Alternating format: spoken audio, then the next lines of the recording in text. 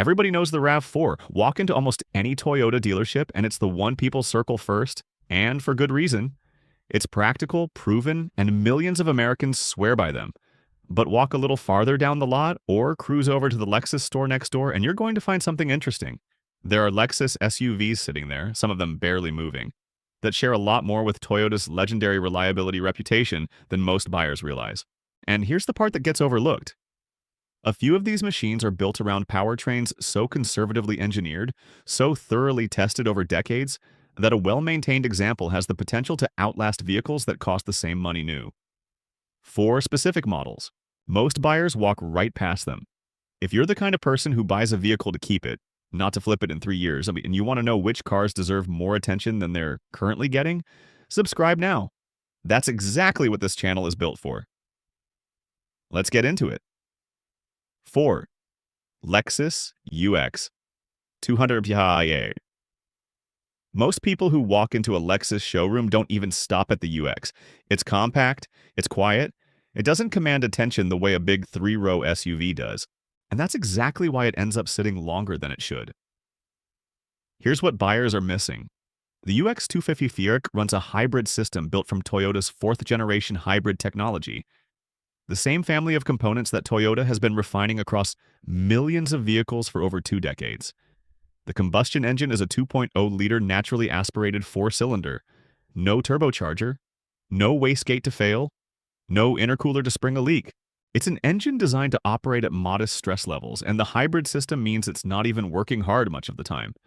Compare that with a turbocharged RAV4 engine, which is genuinely capable but asks more of its components under load.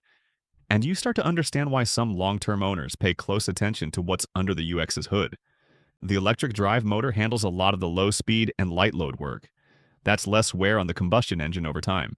Toyota's hybrid battery technology has developed a reputation for exceptional longevity when the vehicle is properly maintained and not abused. The UX does give things up.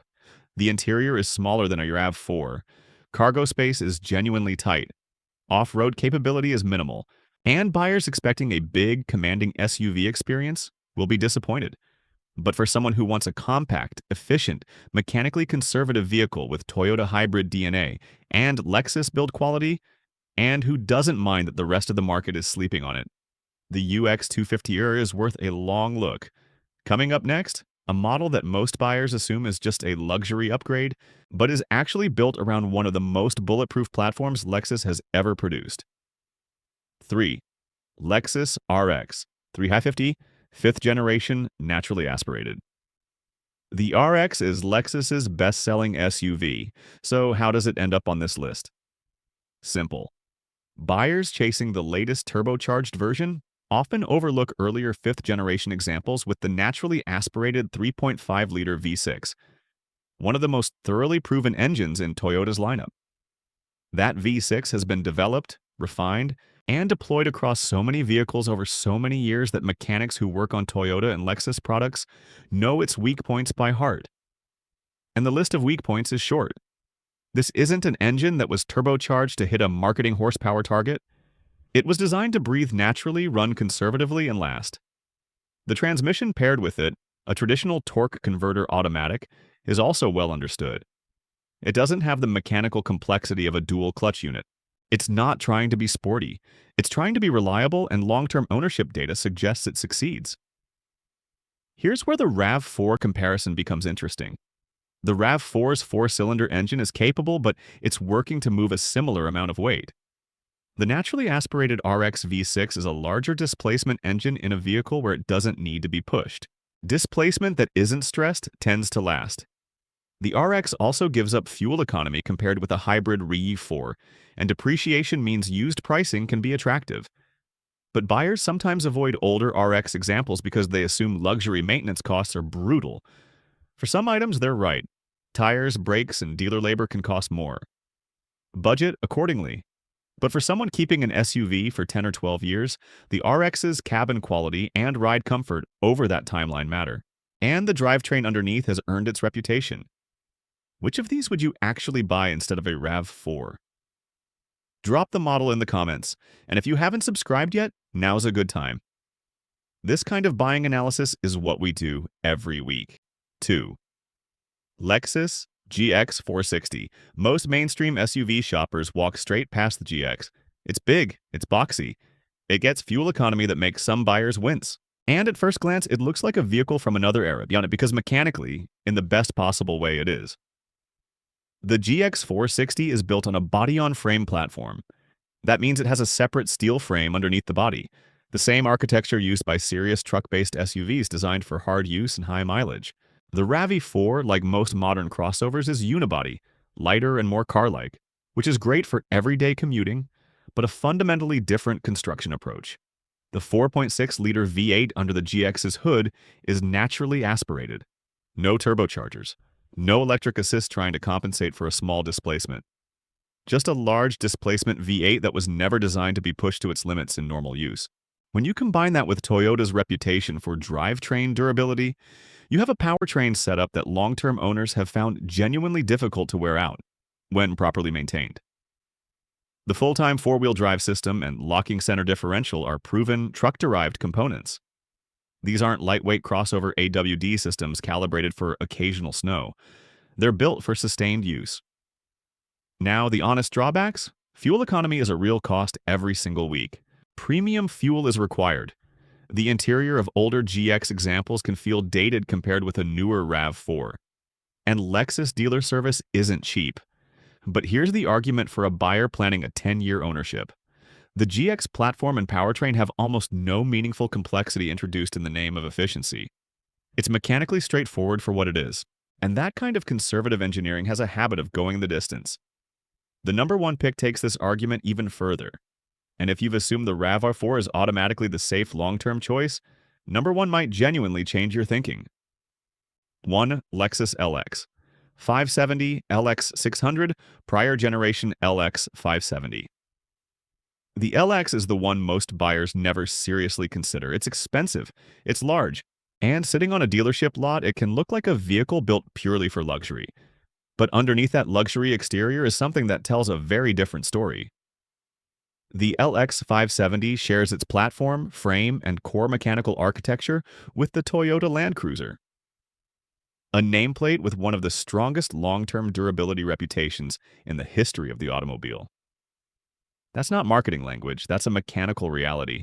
These vehicles share the same body-on-frame chassis, the same basic drivetrain architecture, and decades of shared engineering development. The 5.7-liter V8 in the LX 570 is naturally aspirated, large displacement, and conservatively tuned for longevity rather than maximum performance numbers. It moves a big, heavy vehicle without being asked to work at the edge of its capability in normal use. Long-term owners, fleet operators, and markets where vehicles need to run for very high mileage have put this powertrain through conditions that reveal durability, and its reputation has held. The four-wheel drive system is genuine truck-grade hardware. Crawl control, multi-terrain select, and a locking rear differential are not marketing features. They're mechanical systems designed for real use. So why is it being overlooked at dealerships? Price shock, mostly, and fuel economy, and size. These are legitimate concerns. The LX consumes fuel at a rate that makes sense for its weight and mission, but not for someone doing a short daily commute who wants to minimize running costs. But here is the critical point. And this is where this vehicle separates from nearly everything else in this video. Reliability does not mean maintenance-free. A used LX 570 that has been neglected can become an expensive problem. If you are seriously considering one, check the maintenance history carefully. Look for evidence of regular oil changes, transmission fluid and differential fluid services, and cooling system maintenance. Have the suspension inspected. The air suspension on some examples can develop issues. Check for leaks. If you're in a northern state, examine the undercarriage for rust. Have a pre-purchase inspection done by an independent shop familiar with Lexus or Toyota truck-based products, and check the condition of any electronic systems. A properly maintained LX 570 from a disciplined previous owner is a fundamentally different proposition than the same vehicle from someone who skipped services. For a buyer who plans to keep an SUV for 10, 15, or even more years, and who understands that ownership requires proper care, the LX 570 carries Toyota Land Cruiser engineering in a Lexus body, And that combination has a documented history of going places that most crossovers will never see, and lasting long after most of them are gone. Here's the takeaway. The Toyota RAV4 deserves every bit of its reputation. It's practical, efficient, and well-engineered. Nobody is telling you the RAV4 is a bad decision, but popularity is not the same thing as being the best option for you. Some buyers keeping a vehicle for 10 years or more will find that these four Lexus SUVs, built on proven Toyota family platforms, powered by conservatively engineered drivetrains, and sometimes sitting with less competition on the lot, offer a long-term ownership case that doesn't get discussed enough. The crowd is chasing the obvious choice. These are the ones worth taking a second look at. If you had to keep just one of these for the next 10 years, which one would you choose? Tell us in the comments. And if you want to keep finding the vehicles that hold up after the warranty runs out, not just the ones with the most commercials, and subscribe. We'll keep finding them.